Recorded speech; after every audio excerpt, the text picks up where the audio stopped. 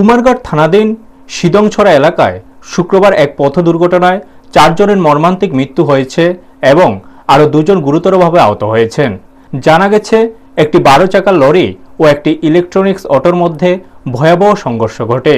সংঘর্ষের তীব্রতায় ঘটনাস্থলে প্রাণ হারান অটোচালক ভাস্কর গোস্বামী, বাড়ি উত্তর পাবিয়াছড়া।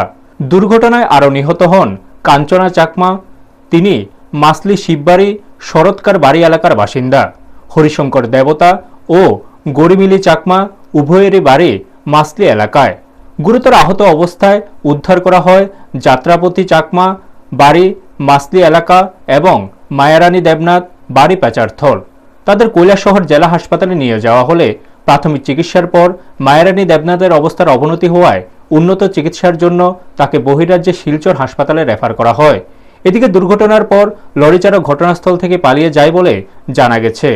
এই মর্মান্তিক ঘটনাকে কেন্দ্র করে এলাকা জুড়ে শোকের আবহ নেমে এসেছে।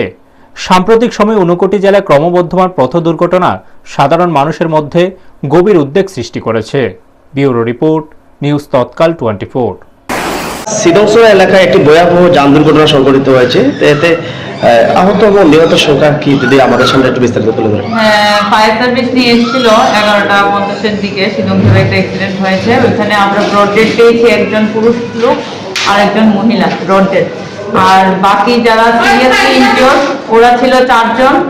ওদের মধ্যে 4 জনের মধ্যে একজন পুরুষ, ওনাকেও আমরা হেড ইনজুরি ছিল, ড্রেসিং এর পরে বা স্টেবিলাইজেশনের পরে আমরা রেফার করেছি ডিস্ট্রিক্ট হসপিটালে। আর 3 জন মহিলা ছিল, ওনাদেরও মাল্টিপল ইনজুরিজ ছিল। আফটার স্টেবিলাইজেশন আমরা ডিস্ট্রিক্ট হসপিটালে রেফার করেছি। আচ্ছা ম্যাডাম, মানে কি কি গাড়ির মধ্যে দুর্ঘটনা হয়েছিল এটা আমি এখনো ঠিক জানতে পারিনি। আচ্ছা, হয়তো বা হাই স্পিড